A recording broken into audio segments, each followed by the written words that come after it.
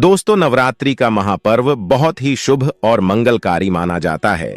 नवरात्रि के पूरे 9 दिन गंगा जल की हर एक बूंद की तरह पवित्र माने जाते हैं। ये शुभ समय भक्तों के जीवन में खुशियों की सौगात लेकर आता है। दोस्तों, आपको बता दें, 2023 में इस साल मां दुर्गा हाथी पर सवार होकर पृथ्वीलोक में पधारेंगे। शास्त्रों में वर्णित है तथा मान्यताओं के अनुसार अगर शारदीय नवरात्रि पर यदि माता दुर्गा का आगमन उनके वाहन सिंह पर नहीं बल्कि हाथी पर होगा, तो मान्यता है कि माता दुर्गा का हाथी पर सवार होकर आना बहुत ही शुभ और कल्याणकारी माना जाता है।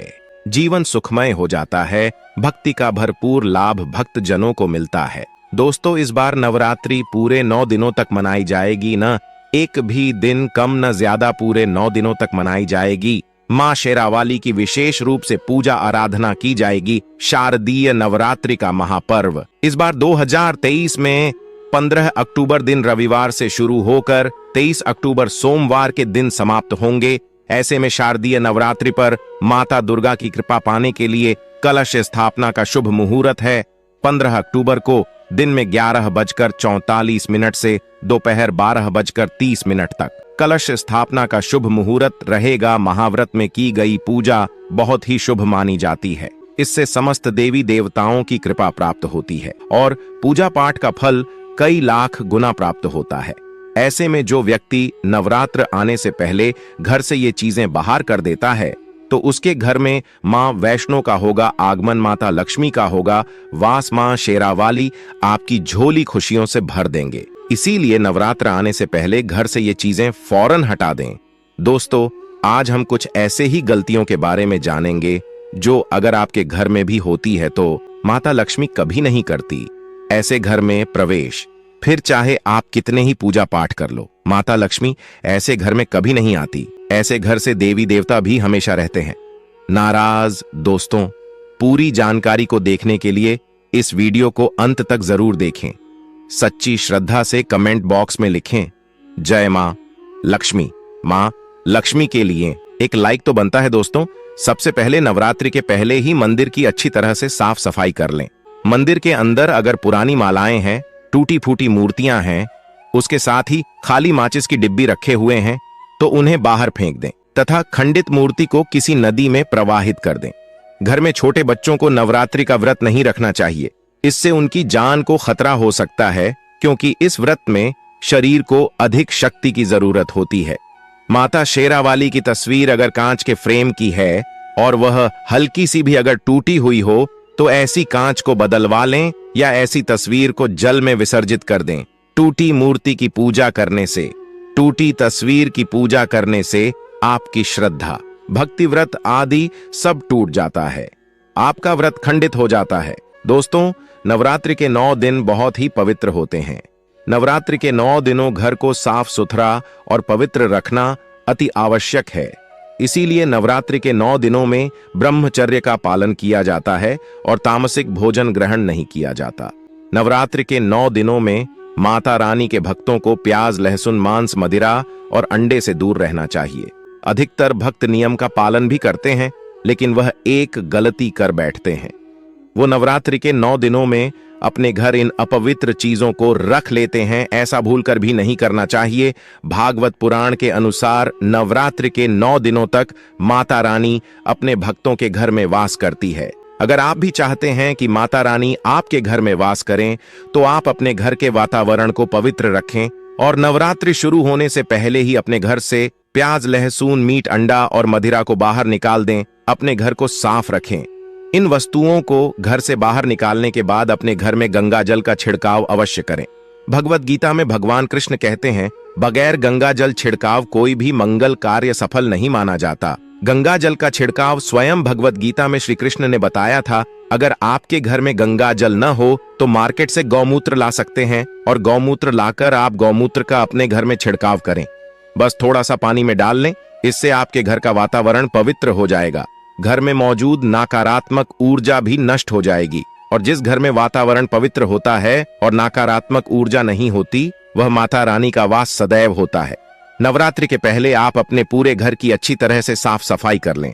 घर में जो भी फालतू सामान है, फटे पुराने कपड़े, उन्हें बाहर निकाल दें। घर में बेकार पड़ा सामान नकारात्मक ऊर्जा लाता है, इसीलिए गंदगी बिल्कुल भी न करें। धूप दीप जलाकर वातावरण को स्वच्छ रखें।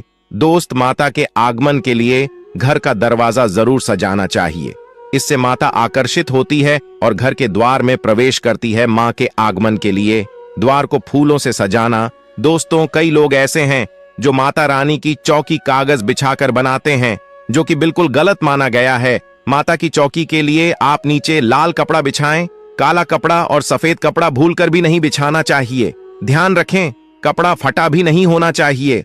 दोस्तों, अगर आपके घर में देवी देवताओं की खंडित मूर्ति, दिया या फटा हुआ चित्र अगर हो तो उसे किसी पवित्र नदी में विसर्जित कर दें, क्योंकि ऐसी मूर्तियां और चित्र दुर्भाग्य लाती हैं। देवी देवताओं की खंडित मूर्ति की पूजा न करें और ना ही उन्हें घर में रखें, क्योंकि उन्हें घर में रखना बुरा माना जाता है। दोस्तों, वहीं अधिकतर लोग अपनी छत पर या घर के मुख्य दरवाजे के आसपास कबाड़ इकट्ठा कर देते हैं। ऐसा करना अशुभ माना जाता है। अगर आपने भी अपने घर में घर के मुख्य दरवाजे पर या छत पर या फिर खासकर घर की उत्तर दिशा में कबाड़ इकट्ठा कर दिया है, तो नवरात्रि शुरू होने से पहले उस कबाड़ को घर से अवश्य ही निकाल दें। दोस्तों, यदि आपके घर कोई भी बंद घड़ी है तो नवरात्रि शुरू होने से पहले उसे अपने घर से हटा दें और नई घड़ी ले आए या उसकी मरम्मत करवा लें। घड़ी को प्रगति का प्रतीक माना जाता है। बंद घड़ी समय से पीछे चलने वाली हमारी प्रगति में बाधा डालती है। इसीलिए नवरात्रि शुरू होने से पहले ही आप बंद घड़ी को घर से बाहर निकाल दें। दोस्तों, अगर आपके घर के मंदिर में किसी भी तरह का कोई फालतू सामान रखा है, जैसे कि सड़े गले फूल, अगरबत्ती, धूप बत्ती के डिब्बे या माचिस आदि के डिब्बे, या कोई भी खाली पैकेट मंदिर में न रखें, या फिर कोई फटी पुरानी धार्मिक पुस्तक या भगवान के कोई भी पुराने कपड़े जो खज गए हैं या मुकुटमाला जो खराब हो गई है, तो उन्हें आप जितना जल्दी हो सके अपने मंदिर से हटा दी। नवरात्रि से पहले आप अपने मंदिर की और मंदिर के आसपास की साफ सफाई अवश्य ही करें, तभी माता रानी की चौकी स्थापित करें। इसके साथ ही आप अपने धन रखने के स्थान की सफाई भी अवश्य करें, क्योंकि नवरात्रि के दौरान मां लक्ष्मी भी गृह प्रवेश करती है। धन रखने के स्थान पर किसी भी तरह का कोई भी फालतू सामान, टूटा हुआ सामान न रखें। धन रखने के स्थान को मंदिर की तरह ही साफ रखें। नवरात्रि के दौरान माता रानी की पूजा में कौड़ियों को शामिल करें। माता रानी के साथ साथ रोजाना कौड़ी का भी पूजन करें। इसके बाद कौड़ी को धन रखने के स्थान पर रख दें। ऐसा करने से बरकत हमेशा होती है। अगर आपके पास पुराने जूते चप्पल इकट्ठे हो गए हैं तो नवरात्रि से पहले उन्हें घर से बाहर निकाल दें। पुराने जूते चप्पल की अशुभता के कारण ही घर में नकारात्मक ऊर्जा आती है और घर में अशांति और तरह का माहौल रहता है। नवरात्रि आने से पहले घर से निकालना न भूलें। अगर जिस घर में ज्यादा होता है उस घर में माता रानी का भी वास नहीं करती। साथ ही साथ टूटे फूटे बर्तन अगर घर में पड़े हैं या टूटा हुआ आईना भी अगर घर में हो तो उसे भी निकाल दी। घर में टूटे फूटे ईंट पत्थर भी नहीं रखना चाहिए, इसे माता लक्ष्मी नाराज हो जाती है। अब हम जानते हैं नवरात्रों के दौरान क्या नहीं खाना चाहिए और क्यों नहीं पीना चाहिए और कौन सा फल खाने से व्रत संपूर्ण और सफल हो जाता है। दोस्तों, हमारे चैनल को सब्सक्राइब जरूर करें और इस बेल आइकन को दबाना ना भूलें। तो आइए शुरू करते ही दोस्तों, नवरात्रि के दिन से जरूर खाना चाहिए। शास्त्रों में बताया जाता है कि भगवान के भोग में सेब आदि जरूर अर्पित किया जाता है। अगर आपका व्रत है तो आपको केला, पपीता, तरबूज और मीठे अंगूर जरूर खाना चाहिए। इन फलों से व्रतधारी को शक्ति मिलती है और व्रत संपूर्ण हो जाता है। शास्त्रों में बताया जाता है कि नवरात्रों के दिनों में सीताफल जरूर खाना चाहिए। सीताफल खाने से 10 ऐसी बीमारियां हैं जो खत्म हो जाती हैं।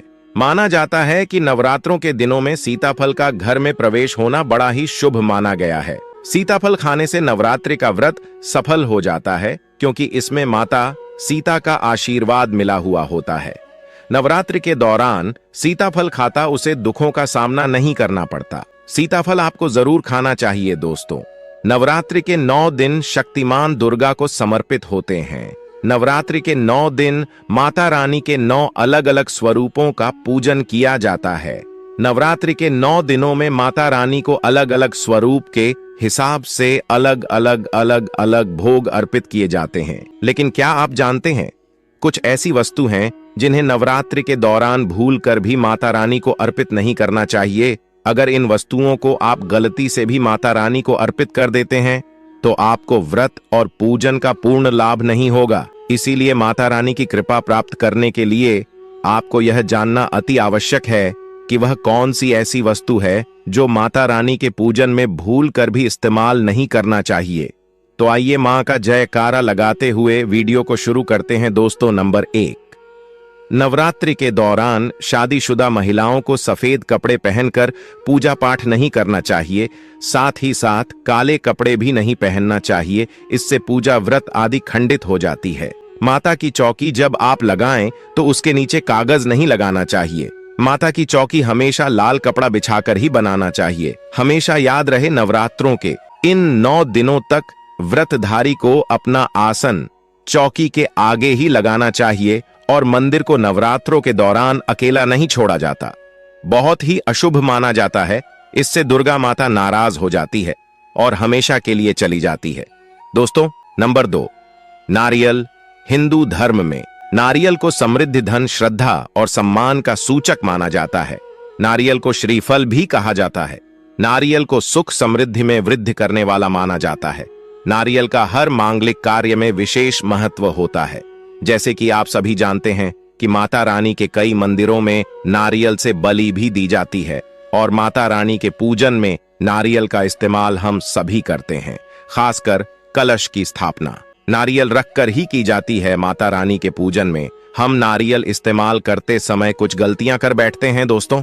नारियल कई प्रकार के होते हैं, एक हरा, दूसरा सूखा, जिसके अंदर पानी होता है।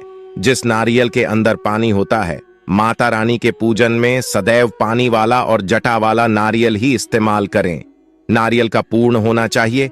नारियल चटका हुआ या टूटा हुआ नहीं होना चाहिए, क्योंकि साबुत नारियल ही पूर्ण और पवित्रता का प्रतीक होता है। साबुत नारियल ही सुख समृद्धि का प्रतीक होता है।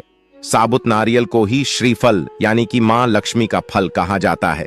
नवरात्रि में माता रानी के कलश की स्थापना करते समय जटा वाला यानी पानी वाला नारियल ही कलश पर स्थापित करना चाहिए। साथ ही यह ध्यान रखना चाहिए कि नारियल को सदैव कलश के ऊपर लेटा कर रखना चाहिए। घट स्थापना करते समय कभी भी नारियल को खड़ा करके नहीं रखा जाता। नारियल को सदैव लेटाकर कलश के ऊपर रखा जाता है। साथ ही नारियल को स्थापित करने से पहले आप नारियल को लाल कपड़े में लपेटकर उस पर लाल चुनरी ओढ़ाकर आप नारियल को कलश के ऊपर स्थापित करें। शास्त्रों के अनुसार कलश के ऊपर जब सही तरीके से नारियल रखा जाता है और सही प्रकार का नारियल रखा जाता है, तब यह व्रत और भोजन का पूर्ण फल प्राप्त होता है। यह भी ध्यान रहे कि महिलाएं माता रानी को नारियल अर्पित कर सकती है, लेकिन कभी भी माता रानी के सामने नारियल को भूलकर भी नहीं वदेरना, क्योंकि नारियल बीज रूप होता है और स्त्रियां बीज रूप से ही शिशु को जन्म देती हैं। इसीलिए कभी भी महिलाओं को नारियल नहीं तोड़ना चाहिए। नवरात्रि में माता रानी का व्रत और पूजन किया जाता है, लेकिन नवरात्रि के दौरान सबसे ज्यादा महत्व होता है कन्या पूजन का। दोस्तों, माना जाता है व्रत और उपासना से माता रानी इतना पसंद नहीं होती है जितना कि कन्या पूजन से होती है। नवरात्रि में छोटी छोटी कन्याओं को माता रानी का स्वरूप माना जाता है। कन्याओं को भोग लगाया जाता है, उन्हें प्रसन्न किया जाता है और बदले में आशीर्वाद मांगा जाता है। कन्याओं को प्रसन्न करने के लिए गिफ्ट आदि उपहार वगैरह दिए जाते हैं। माना जाता है अगर कन्याओं को कोई भेंट दी जाए और उसे खुशी खुशी स्वीकार कर ली तो इसका मतलब है माता रानी अर्थात माता वैष्णो ने भेंट स्वीकार कर ली। जिन पर कन्याएं प्रसन्न होती हैं तो समझो उन्हें माता रानी का आशीर्वाद मिल गया और माता रानी की कृपा से उन्हें मुंह मांगा वरदान प्राप्त होता है। नवरात्रि में 2 साल से लेकर 10 साल तक की कन्या का पूजन होना चाहिए। अष्टमी अथवा नवमी को कन्याओं के पैर धोकर भोजन कराना, उपहार आदि देना श्रेष्ठ माना जाता है। आपके घर में संपन्नता बनी रहे तथा धन की कोई भी कमी न हो, कन्याओं को कोई सुंदर गिफ्ट दे सकते हैं। शास्त्रों में बताया जाता है कि कन्या जितना खुश होती है, माता रानी उतना ही जल्द फल की प्राप्ति प्रदान करती है। ऐसे में आप कन्याओं को चॉकलेट बॉक्स दे सकते हैं तथा खूबसूरत कपड़े दे सकते हैं। याद रहे, काले कपड़े न दें और स्टील के बर्तन भी गिफ्ट के तौर पर दे सकते हैं। याद रहे कि कन्याओं को लोहे का कोई भी सामान नहीं देना चाहिए। दोस्तों, जब कन्या अपने घर के लिए प्रस्थान करें तो उनके चरण जरूर छू लें और अपने मन में अपनी प्रार्थना को पूरा करें। सच्चे दिल से मांगी मुराद माता रानी अवश्य पूरी करती है। प्रिय भक्तों, आज के वीडियो में बस इतना ही। हमारे द्वारा दी गई शास्त्रों अनुसार जानकारी आपको अच्छी लगी हो तो वीडियो को लाइक और कमेंट बॉक्स में जय माता रानी अवश्य लिखें। धन्यवाद।